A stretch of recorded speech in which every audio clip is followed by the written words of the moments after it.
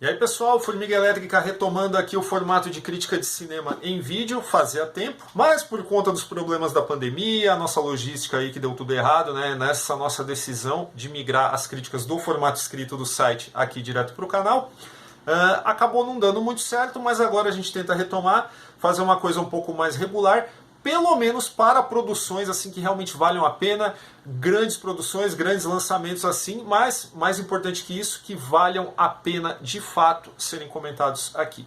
E para essa retomada a gente não podia ter algo melhor, porque eu vi na semana passada, na exibição para a imprensa, o Duna, do Denis Villeneuve, que é um filme que vem recheado, assim, repleto de expectativas aí e até temores, né, por conta dos fãs, dos admiradores do livro do Frank Herbert, né, que é um livro complexo, é um livro complicadíssimo de ser adaptado, né, haja visto que não é a primeira adaptação, né, em 84 David Lynch já tem aquele filme Maldito, no caso, da carreira dele, né, em 2000 ele ganhou uma minissérie para TV, que era de fato muito mais fiel, mas também sofria com a falta de orçamento, e aqui o Villeneuve, junto com o John Spates e o Eric Roth, no caso Villeneuve também co-roteirista, eles tinham a faca e o queijo na mão para trazer a adaptação definitiva de Duna, tá? Porque tem muito dinheiro envolvido, mas também tem o estúdio em cima, né? Então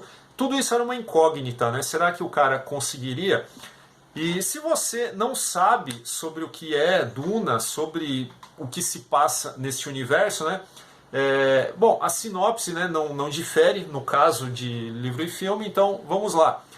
Existem duas grandes casas, né, num sistema, num império universal formado por grandes casas, né, num esquema feudal meio medieval. Existem duas casas que estão aí no holofote dessa história, que são os Atreides e os Harkonnen. No caso, os Atreides eles são transferidos para o feudo de Arrakis, que é o Duna do título, no caso, mas o nome oficial do planeta é Arrakis. São transferidos para esse feudo, enquanto os Harkonnen estão saindo de lá. Só que tudo isso faz parte de um complô entre os Harkonnen e o Império, para derrubar a casa Atreides, que acabava se tornando uma ameaça por conta da sua influência crescente. Tá? E a vantagem estratégica de Arrakis é justamente por ser o local em que é minerada a substância mais importante do universo, que é a especiaria, né? Enfim, só que mais importante que a batalha aí sobre o complô e a batalha pelo controle da especiaria, no caso, a influência em volta disso, a gente tem o jovem Paul Atreides, que é o filho do Duque, no caso, que ao chegar em Arrakis, ele é envolto aí numa história de destino manifesto em que ele é apontado como um predestinado. Tá? Então a gente tem aí uma história de formação, uma clássica jornada do herói, no caso, que é muito interessante em meio aí a todas as questões ecológicas e as questões políticas que Duna traz, né? Então, Duna é um livro de 700 páginas, é um texto complicadíssimo, né, no caso, porque ele tem muitas nuances, muitas ramificações, muitos personagens, então isso tornava o filme do Villeneuve, a empreitada do Villeneuve, um grande desafio. No caso, tá, eu como admirador do livro, eu fui não esperando muita coisa, na verdade, né? Eu tinha, quem acompanha o canal, quem ouve os podcasts, sabe que eu prefiro o Villeneuve em filmes menores, tá? Isso não é segredo aqui para quem nos acompanha. Mas de toda forma, eu sempre vou nessas exibições aí com o coração aberto, né? Eu sempre tento tirar o melhor daquilo que as produções, que os profissionais estão me oferecendo. E eu vou falar que Duna, a mim, sim, me surpreendeu, porque eu, como admirador do livro, eu não esperava sair satisfeito como eu saí. E por que eu fiquei satisfeito? Bom, primeiro que sim, existe uma fidelidade muito grande em relação ao texto, tá? Pro bem e pro mal, tá? E até acredito que isso torne o filme um tanto restrito, né, em termos de público, tá? Se você não leu o livro, tá? Eu não tenho como responder pelas pessoas que não leram o livro, que não conhecem esse material base, mas eu sinto que muitas coisas que mexeram comigo, que me deixaram arrepiado ali enquanto eu assistia, elas conversavam mais com quem já trouxesse esse conhecimento prévio, tá? Porém, isso não significa que o filme é ininteligível, que ele é complicadíssimo e tal, mas eu acho que sim, faltam algumas coisas, faltam algumas contextualizações, porque o filme ele não apresenta, por exemplo, como Blade Runner, ele não apresenta um letreiro no começo para te dar um contexto, para te dar um estofo. Ele já parte direto para os diálogos, né? Então ele conta com diálogos para posicionar o público neste universo. Isso acaba sendo um problema. Fãs do livro vão também estranhar algumas mudanças, tal. Talvez vão esperando que personagens apareçam mais. Alguns sequer aparecem, tá? Então a gente não sabe também o que vai acontecer na segunda parte de Duna, tá? Porque o primeiro livro ele está dividido em dois, tá? Então esse primeiro filme nós temos um grande prólogo, um prólogo de quase 3 horas, tá? E personagens assim que você talvez tenha visto no trailer e acho que terão alguma participação maior, na verdade eles podem aparecer menos do que você espera. A favor do Duna, eu tenho que dizer que é uma produção assim, dentro da escala, né, que ela se propôs, eu acho ela um lance assim, bem impressionante, de fato. Bem impressionante no design de produção, no som, na trilha sonora do Hans Zimmer, que está maravilhosa, tá?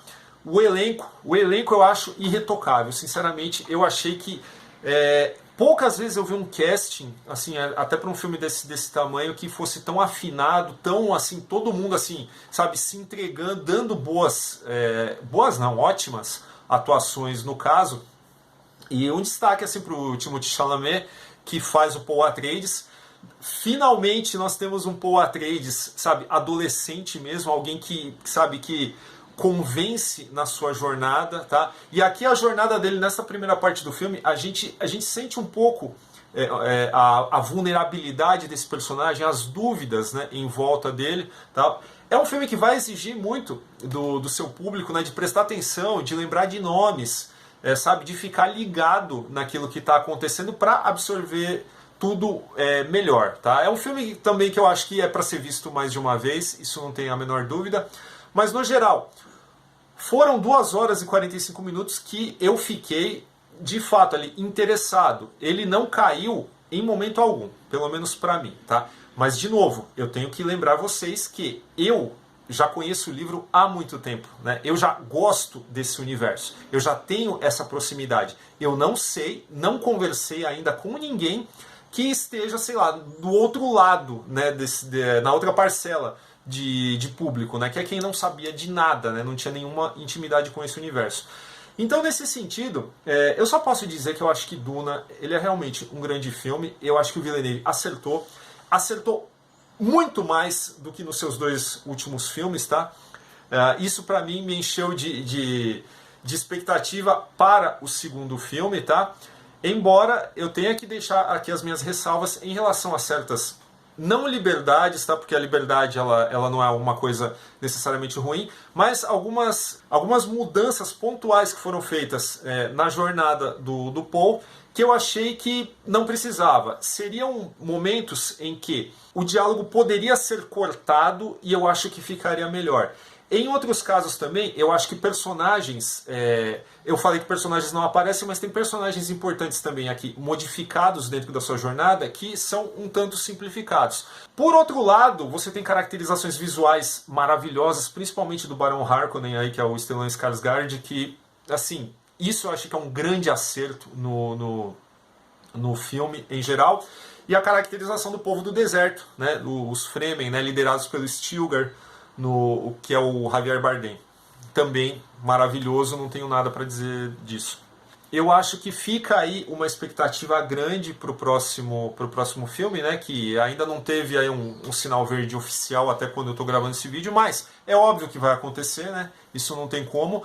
E quem não tinha muita ideia do que ia encontrar nesse filme, tá? Já fique preparado, tá? Ele é um prólogo, ele termina no meio, ele termina mais ou menos como O Senhor dos Anéis, A Sociedade do Anel. Então, para que ninguém se decepcione por isso.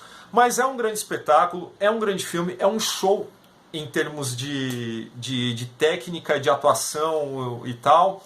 Existem ressalvas que a gente vai desenvolver melhor num podcast, né? Já está marcado aqui no Formiga Elétrica um podcast sobre livro e o filme do Villeneuve, tá? Esse vai ser o nosso próximo podcast a ser publicado, então fica de olho, tá? Que aí a gente vai poder falar do filme com spoilers aí à vontade e dizer realmente, né, o que agradou, o que não agradou e tal.